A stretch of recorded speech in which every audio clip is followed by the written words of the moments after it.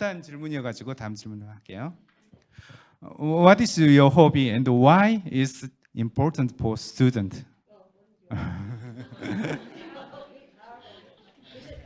Hobby? Our Your hobby. own hobby. Our yeah. hobby. Yeah, yeah. One of my hobbies, and this is actually something that I picked up while I was studying for my PhD at Oxford, and something that I'd never tried before in my life, was rowing. So, you know, it's a lot more fun than it actually looks on the TV. I'd seen it a lot before at things like the Olympics or, you know, at Henley, and it never looked like a, you know, like a particularly engaging activity until one day I was actually part of the graduate student body committee for 1 year during my PhD. I'll tell you more about that in my talk. But there was a rowing taster day at my college, and I thought, you know, just to say I've tried it, I'll just go down and see what it's all about. And I got in a boat, and it suddenly started moving in all sorts of weird and unpredictable ways. And it's actually incredibly difficult to move a boat, making it look as easy as it does when the guys at the top level do it. And this is something that a lot of people discover or find really interesting or get into when they're, you know, studying for their undergraduate and their PhD alike. And so over the next few years, that became my hobby. And the reason that is, I think it's important, or, you know, the reason it's good to have a hobby is because it gives you, first, it gives you an outlet from your academic studies, so it kind of gives you something different to do and something different to focus on. And the other thing is that it really teaches you how to manage your time and organize your time and prioritize things. So, you know, sometimes you'd have a session super early in the morning, and you might need to go to bed early, so you can't stay up super late working because, you know, you have something to be up for at like 5 o'clock, 6 o'clock in the morning kind of thing. You know, and then one of the years I was part of the committee helping to run the boat club. So again, that meant that I had to organize sessions for other people. And so it teaches you, you know, it teaches you the skill of multitasking. It teaches you how to be a little bit more organized. And I suppose it also gives you, you know, a different perspective on things, and it allows you to try different things. So you have that kind of outlet of doing something different, and in addition to your academic studies. I think I've mentioned a couple of things. A hobby, if you can call it. I really enjoy spending time with my family and friends.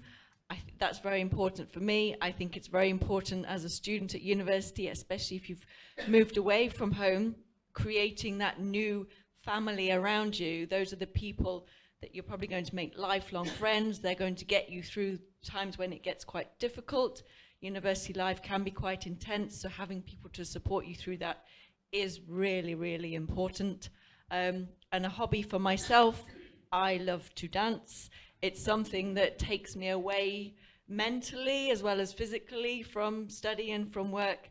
And in more recent years, I have found ways, I'm thrilled to say, to include a focus on movement, more specifically than dance, within my research, focusing around multimodal dialogue and how we make sense and understand things through talk as well as movement and gesture and other forms of communication, which I find really enriching.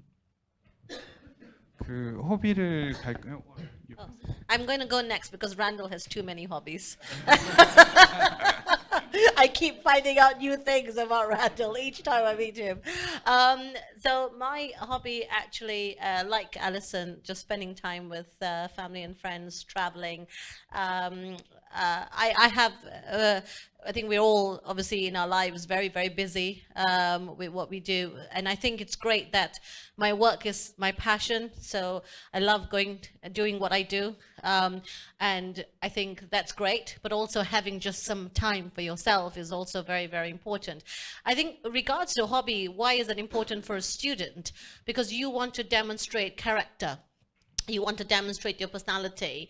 So in your personal statement, which is now changing, personal statement is changing from 2024, they'll have 6 series of questions as opposed to a 4,000 word essay.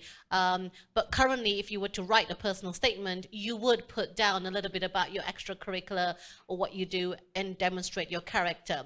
But it's important that you actually do them and you actually carry on, and because one of the things at university, you have to learn how to keep a work-life balance, especially if you're going to a top university, because it is just the previous question, why should you be aiming for top university?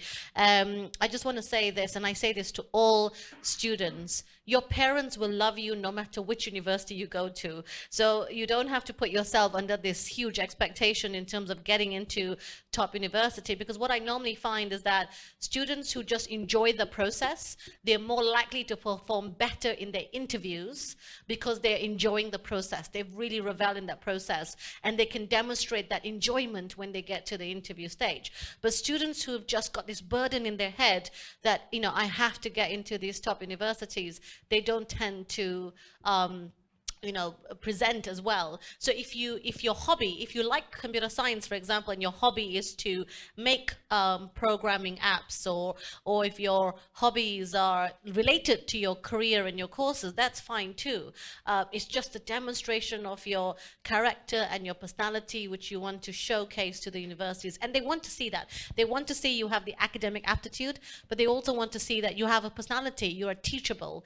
So I think that's where hobby come in. So just really discovering your passion, because I never thought I would fall into education. I was going to genetics and then suddenly this, but I'm, you know, I love my job, and I think it's great to sometimes have your job as your passion, as not, maybe not your hobby, but really something that you love doing, and then your hobby just becomes an outlet for you to just have some breather time for yourself. Thank you. I would ask, why do we really want to have hobbies? And it's because it's doing something we really enjoy and like. If you can integrate that with your work, then work might not actually be defined as work. It would be something that you enjoy. Like Yasmin's hobby, to me, is doing what she really does well, she's passionate about, is teaching and helping students get into the university. So I would think her hobby is that, not family and friends. Family and friends are there, but as children, kids go around, they do things like collect rocks. Why? They just have an interest in rocks and crystals and the way things look. So that might mean that a place that they would really be interested in later might be geology, earth sciences, petrology, study of rocks. Other kids like to build rockets and shoot them off and work on propellants and try to get them as high as they can. Something like aeronautical engineering in rocketry might be a place that they would really be interested. If you're interviewing at the university, those things are incredibly important. I really want to see, if I'm interviewing a student for the university, that they're passionate about a topic, and that topic hopefully is one that they're applying to at the university. In my case, it's astrobiology. So what could you do as a hobby? Well, you might have a telescope. Excuse me. You're always looking out into the universe, trying to see what is out there. Is there life in the universe, for instance? Those kinds of questions. You might have an interest. I've been lucky enough to go down in Woods Hole, which belongs to MIT's deep submersible, which is called Alvin. It's a small submarine that holds 3 people, and I went down 12,000 feet. If somebody was really interested in life in oceanography, they love scuba diving, they love things like that in the ocean, that would really have a big effect on if you're applying to an oceanography degree. So the hobbies and the extracurricular activities are incredibly important. And in fact, that's what sets you aside from just having good grades and top scores. Those things will all help, but the thing that'll set you aside is having some unique experience, either as a volunteer or in hobbies and what your specific interests are. 그래요. 지금 그 합의에 대해서는 사실 저도 할 얘기가 굉장히 좀 많이 있긴 하는데 그죠? 이렇게 그 사실 저는 굉장히 많이 이런 걸 추천을 해주는 것 같아요. 학생들한테 허비를 못 들어보고 그걸 어떻게 영국에서 할지, 그다음에 영국에서 학교별로 어떤 스포츠가 강하고 소사이티가 있는지 왜 이런 것들을 얘기를 해주는 것 같아요. 그래서 그걸 하는 학생들은 굉장히 다른 일에도 포커스를 좀 맞추는 경향이 좀 있었던 것 같고요. 그다음에 전혀 허비를 하지 않고 뭐 A레벨 학교든 대학교든 계속 있었던 학생들은 기숙사에 계속 그 다른 학생들한테 물어보면 쟤 뭐하니? 라고 얘기하면 기숙사에 그냥 남아 있는데요. 어떨 때는 부모도 연락도 안 하고 그냥 기숙사에 남아 있는 사람도 있거든요. 그냥 혼자 자기가 있는 사람들이 있거든요. 근데 보면 성적이 그렇게 잘 나오진 않아요. 근데 진짜 이렇게 다른 사람들하고 어울리기도 하고 스포츠도 하고 그다음에 해외도 갔다 갔다 하면서 이렇게 했던 친구들은 딱 그 시간 동안 난 그거 할 거야 라고 하고 정말 공부에 집중을 하는 기수가 굉장히 좀 많았거든요. 그래서 지금 모르겠어요. 장시간 공부하는 거 하지만 저는 그죠. 집중해서 공부하는 학생들이 훨씬 효과가 또 좋았다. 또 이렇게 하는 사람들이 굉장히 좀 멀리 갔던 것 같아요. 오랫동안 그걸 유지를 했던 것 같아요. 집중해서 그저 하는 게 아니라. 그러니까 사실 저는 안타까운 게 우리나라에서 고등학교 3학년을 마치고 번아웃이라고 하잖아요. 그렇게 되는 사람들 꽤 많거든요. 그러니까 공부는 되게 잘하는데 뭘 공부할지, 뭘 하고 싶은지 그냥 얘기 자체가 좀 안 되는 친구들이 굉장히 좀 많았던 것 같아요. 비싼 비용을 내고 가는데 많은 걸 물어봐야 되고 이걸 공부하고 싶어요, 이거 하고 싶어요 이렇게 계속 얘기를 해야 되는데 그런 학생들이 굉장히 좀 많았다는 경험이 좀 있어요. 그래서 아무튼 그래서 허비라는 주제로 제가 좀 물어봤고요. 그래서 뭐 하나 물어봐도 굉장히 좀 아카데믹하게 좀 얘기를 좀 많이 해주고 계시네요. 그래서 next question.